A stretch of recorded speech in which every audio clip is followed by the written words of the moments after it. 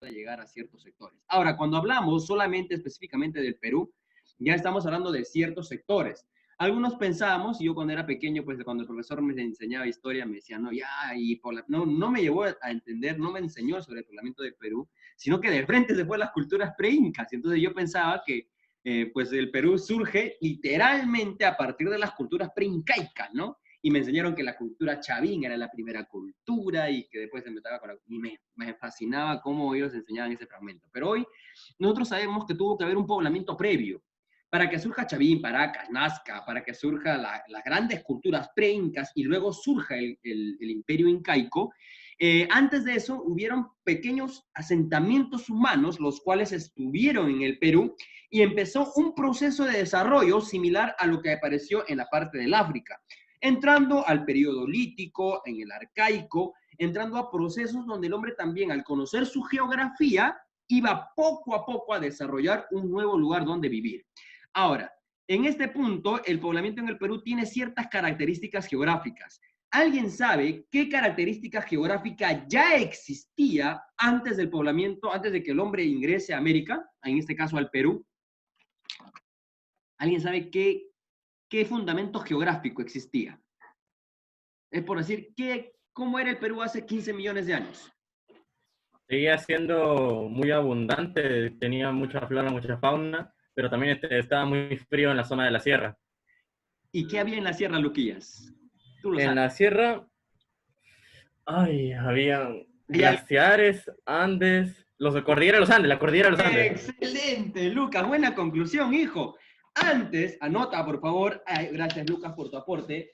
Recordemos, chicos, la cordillera de los Andes ya existía, hijo mío, la cordillera de los Andes ya estaba, ¿ya? Y eso, pues, gracias a la cordillera, al lado andino, que es muy diferente a hablar de la sierra, el lado andino, que está donde está fragmentada la cordillera, pues gracias a ello había diversificación de climas, había diversificación en la flora, en los animales, la megafauna era muy diversa, ¿ok? Era muy diversa. Entonces, la cordillera de los Andes viene a ser la columna vertebral para que el hombre pueda desarrollarse dentro de este nuevo lugar, ¿ok? Ahora, el hombre va a pasar prácticamente por un proceso, va a pasar por un largo proceso, la que nosotros pues conocemos como el paleolítico, el neolítico y el mesolítico, ¿no? Hablando de forma genérica en historia universal. Pero cuando hablamos de historia en el Perú, el poblamiento es muy diferente, ¿ok? Ya también estaba la diferencia en el caso de la costa peruana. Existía la costa peruana, ¿ok? Ya estaba la costa peruana también.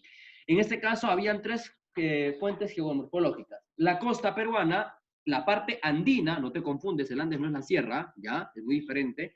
Los Andes y estaba el lado amazónico. Tres fragmentos geográficos ya existían antes que el hombre empezara a poblar este sector.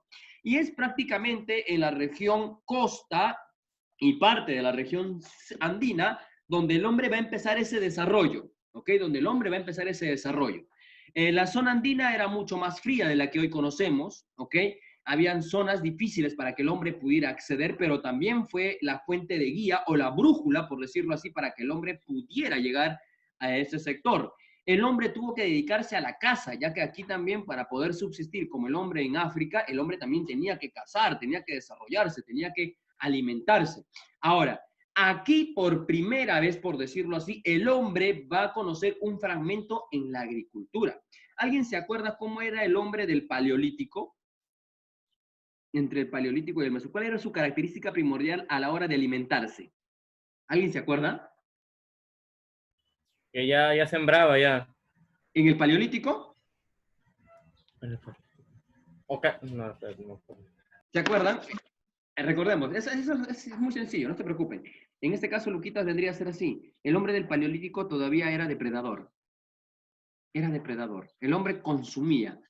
Y por eso que se volvía nómada, pues, ¿no? Por eso se volvía nómada, porque cada lugar que iba, comía. Se acababa ahí y buscaban otro lugar donde comer. Se acababa ahí y se iban a otro lugar donde comer. Entonces eran nómadas. El hombre del neolítico ya es un hombre más sedentario. ¿Por qué? Porque ahí entra lo que dijo Lucas. Aprendió a trabajar la tierra. ¿Ok? Aprendió a trabajar la tierra. Se dio cuenta que no solamente era necesario eliminar toda la materia prima, sino que tenía que consumirlo. Y empiezan a plantar semillas, empiezan a trabajar la tierra. Se dan cuenta que la tierra es algo muy importante y tiene que ser bien trabajada. ¿Ok? Ahora, ante esa situación, pues, en este lapso de tiempo todavía el hombre era un hombre nómada, un hombre abrupto, todavía un hombre que buscaba dónde poblar, un hombre que eliminaba por ciertas partes de la geografía. Ahora, en el periodo lítico, ya en el periodo lítico del Perú, por decirlo de esta forma, hubo un desarrollo muy interesante, ¿ok? Hubo un desarrollo muy interesante. Primero, se va a desarrollar o se va a conocer el primer asentamiento humano, que es el hombre de Pacaicasa, ¿ok? Luquitas, por favor, léenos el hombre de Pacaicasa, hijo. ¿Cuál es la característica del hombre de Pacaicasa? Un gusto, profesor. El hombre de Pacaicasa, y antes que nada, su característica es que no existe, ¿ok? Ya. Las huellas más antiguas de presencia humana en el Perú corresponden al hombre de Pacaicasa, cuyos instrumentos líticos, hachas de mano y chancadores, de 14.000 del 14.000 antes de Cristo, perdón, fueron descubiertos por Richard McNeish en 1969, en la caverna de Piquimachay, en Ayacucho. Los instrumentos pétreos que se ubicaron junto a huesos de megaterios, que eran osos perezosos gigantes, y cliptodontes, que eran armadillos gigantes como los que salían en la era de hielo, que se muere al toque, que eran el alimento predilecto de los cazadores a fines del Pleistoceno, o sea, de la era del hielo, como acabo de mencionar. Muy bien, gracias, Lucas. El hombre, en este caso de Pacaicasa, va a tener su origen en Ayacucho, ¿ok? Ahí se va a encontrar a este hombre de Pacaicasa. Entonces, como ya se ha mencionado en el texto, en este caso el señor Richard se dio con la sorpresa de encontrar restos humanos, ¿ya? Ciertas características que tenía el hombre de Pacaicasa en cuanto a lo que era su tradición a la hora de cazar, a la hora de encontrar. Y se encontraron también aquí, pues, una industria de puntas, ¿ok? Una industria de puntas también se encontraron ahí. Entonces, ha habido un detalle muy importante, ya que aquí es el centro de, se puede decir, de abasto de piedras trabajadas en ese tiempo, ¿ok? El hombre, pues, trabajó y tuvo que lidiar con estos animales, ¿no? En este caso, con el oso perezoso gigante, y también los armadillos gigantes, y ahí se, pues, de esa forma ellos tenían que recolectar ciertos alimentos, ¿no? Entonces tenemos al hombre de Pacaicasa, que va a desarrollarse prácticamente en la parte de Ayacucho, en la cueva de Piquimachay. Luego tenemos, en este caso, vamos a hacer un paréntesis, el hombre de Pacaicasa, algunos decían que en verdad no existió, ¿ya? Porque aquí entra un problema. El problema es que Richard había datado a este hombre hace 22.000 años. Pero en este caso luego llega a otra conclusión porque muchos científicos dicen, no, los restos encontrados ahí no pertenecen al hombre de Pacaicasa, sino que este hombre tiene una relevancia más importante. ¿Cuál es la relevancia más importante? Que este hombre no deberíamos llamarlo o determinarlo como el hombre de Pacaicasa, sino determinarlo como el hombre de Piquimachay o encontradas en las cuevas de Piquimachay.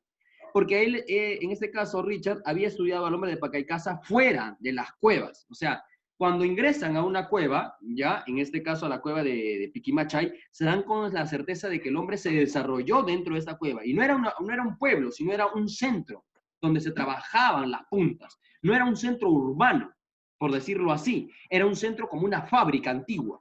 Entonces, ahí entra el detalle donde decían que muchos hombres de otros asentamientos venían a este lugar, pues, a trabajar la piedra, en forma literal. ¿Ok? No sé si hasta aquí se entendió o tendría que volver a explicarlo. Les pregunto. En conclusión, vuelvo a reiterar, nuevamente, ya, vuelvo a reiterar. El hombre de Pacaicasa se conoce o se caracterizó por el señor Richard como un hombre que se había asentado aquí, o sea, que se había desarrollado, como así como lo ven en imagen, ¿no? Desarrollándose y viviendo. Pero no fue así. La investigación a mucho tiempo, más o menos, se va a datar a este hombre entre el año 9.510 años antes de Cristo. Entonces, ellos decían que en este caso el hombre de Pacaicasa no vendría a ser más que un centro de fábrica ya dentro de las cuevas de Piquimachay, ¿ok? Dentro de las cuevas de Piquimachay. No llamaríamos a este hombre hombre de Pacaicasa, sino lo llamaríamos hombre de Piquimachay, ya que en este centro no vivía gente, sino que solamente se trabajaba, ya que dentro de las cuevas había una piedra que se podía labrar con mayor facilidad. Era como una fábrica antigua, una fábrica lítica, por decirlo de esta forma, ¿ok? Ya que el hombre, pues, y muchas personas más, muchos asentamientos humanos más van a venir aquí a desarrollar y a conseguir. Bien, luego de esto tenemos el hombre de Chivateros, ¿ok? Chivateros. Para Chivateros, Diego Flores, por favor, léenos qué es Chivateros, por favor, cómo se desarrolló, dónde se desarrolló el hombre de Chivateros. El hombre de Chivateros, ubicado en la desembocadura del río Chillón, Lima Norte, fue descubierto por Edward Lenin. Manifestó que por la gran cantidad de piezas líticas encontradas se había tratado de un taller de elaboración de piedras líticas. Los utensilios líticos eran trabajados en la técnica, profe, no puedo ver una parte, Perdón. las técnicas de percusión y en sus fases iniciales elaboraban principalmente raspadores, unifaciales. En las más recientes se elaboraron puntas de lanza bifaciales alargadas en forma de hojas. Muy bien. Gracias, amigo Diego. Ahora, con el hombre de Chivateros, prácticamente Chivateros es encontrada en la región del río Chillón, en el río Lima, ¿ya? Perdón, de Lima, ¿ya? En el departamento de Lima, en el río Chillón, es donde este hombre de Chivateros se va a empezar a desarrollar, ya que ahí sí se encontró fragmentos de también una fábrica lítica donde se trabajaba la piedra. ¿Alguien sabe por qué se trabajaba demasiado la piedra aquí en el Perú? ¿Por qué se trabajaba tanto en Pacaicasa como en Chivateros? ¿Cuál era la razón? La respuesta es sencilla. ¿Casa? Lugares rocosos, profesor. ¿Moldear? Uno, porque había una buena geografía en cuanto a las rocas, y otro, porque la casa era perenne, ¿no? Entonces, por decirlo así, una piedra te duraba pues 2 cacerías, de ahí se rompía, ¿ya? Ya que esas piedras eran moldeables. Entonces ellos tenían que ir renovando esas puntas cada vez más y perfeccionando la piedra para poder mejorar sus actividades de caza y cortar la piel de los animales que ellos cazaban. ¿Ok?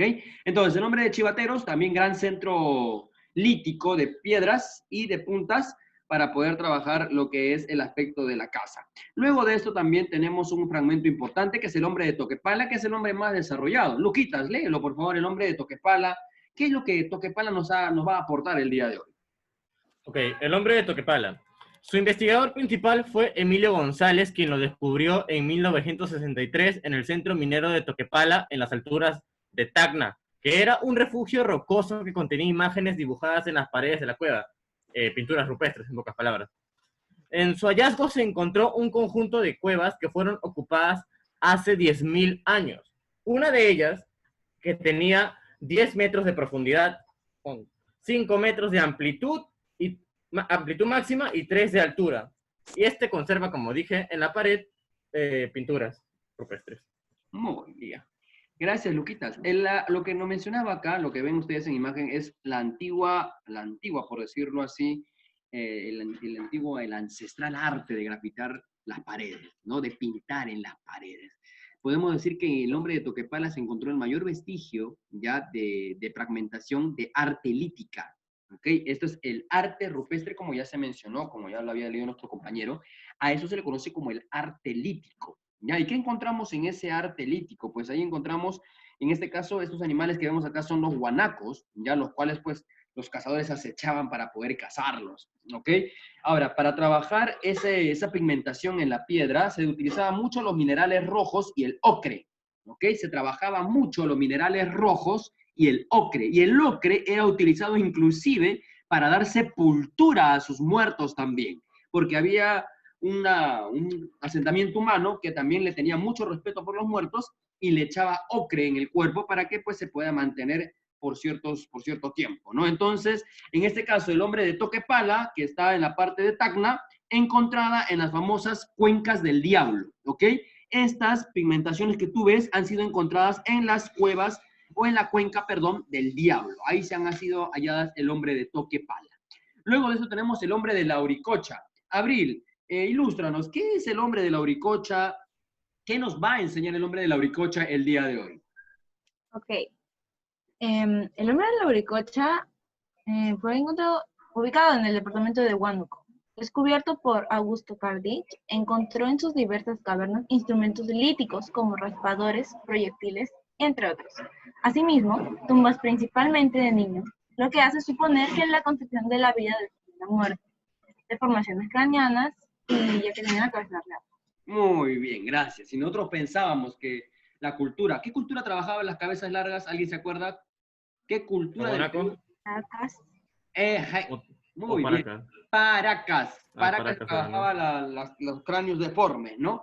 Entonces, no es Paracas. Hoy has aprendido que no es Paracas el primer asentamiento humano que trabaja el alargamiento craneal, sino que ya el hombre de Lauricocha, prácticamente Lauricocha está ubicado entre Junín, perdón, el hombre entre Huánuco, ya en la cueva de Lauricocha.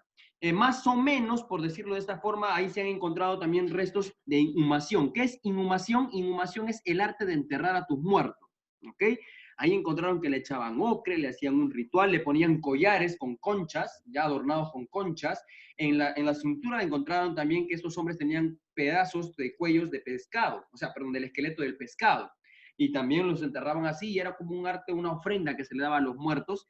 Y pues ahí se trabajaba mucho también lo que es las lascas. Las lascas, ya, voy a escribirlo acá, y aquí no estaba en el texto.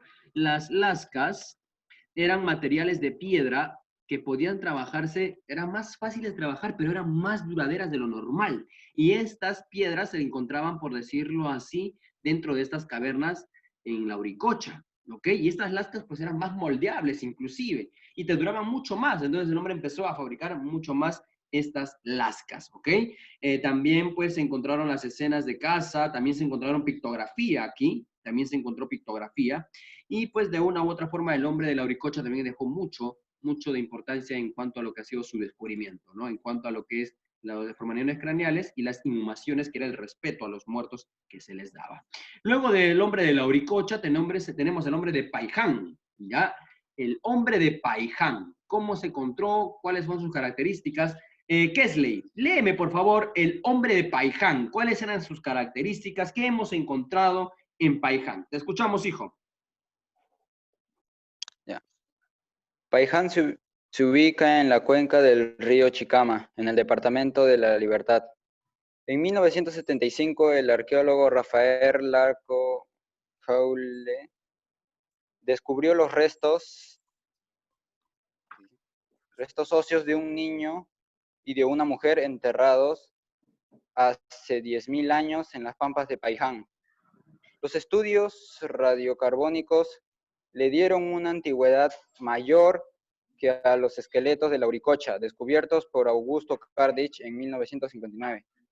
Los hombres de Paiján desarrollan una industria lítica de puntas de proyectiles bifaciales. Bifaciales. Esto es una punta lítica bifacial, ¿ok? Es una punta muy diferente a las normales. Ahora, el hombre de Paiján, lo que más se ha podido resaltar es que podría ser el primer hombre o el primer asentamiento humano, ¿ok? Más o menos tiene su relevancia entre el año 10.000 o prácticamente al 12.795 antes de Cristo. Y aquí se han encontrado pues también restos humanos enterrados, tanto de un niño como de una mujer, que estaban con las manos en la cabeza, en la frente, ¿ok? Y tenían, pues, estaban adornados con cuentas de vértebras de pescado en la cintura, ¿ok? Estaban con esteras, estaban adornados con cuencas. Entonces, pues ahí también ya el hombre de Paiján en sus inicios, y como siendo el primer asentamiento humano, ya en la parte de la costa del Perú, tuvo esa relevancia en cuanto a la forma de enterrar. Recordemos que el hombre de Paiján se va a desarrollar cerca del Valle de Chicama, ya, o también conocido como el río Chicama, y también está pues en el departamento de La Libertad, ¿ok? Viene a ser el hombre más antiguo que hemos encontrado. Luego de esto tenemos pues el periodo arcaico de la Revolución Neolítica. ¿Alguien se acuerda qué era la Revolución Neolítica? Esto no sé si lo hemos llevado. Sí, El sí. paso de nómada a sedentario. Muy bien, Lucas. Otra característica, el paso de ser nómada, ahora somos sedentarios. Otra característica. Empezó a desarrollar la agricultura, ganadería. Muy bien. Ahora, también recuerdas que las casitas ya eran diferentes, ¿ah? Ya, ahí, si te das cuenta, el hombre vivía metidos en las cuevas, estaban ahí, metidos ahí en su cuevita de un 4x4, ¿no? Y ahí pintaban, hacían toda su vida. Ahora ya no. Ahora vamos a cambiar el mundo, vamos a revolucionar, porque la revolución también llegó, en este caso, a ese fragmento de nuestro territorio peruano. Chicos, vamos a volver a ingresar para la última parte, porque ya me queda 2 minutos y no me va a alcanzar y se va a cortar. Y si se corta, no voy a poder terminar bien, ¿ok? Vamos a volver a ingresar, por favor, para terminar la clase del día.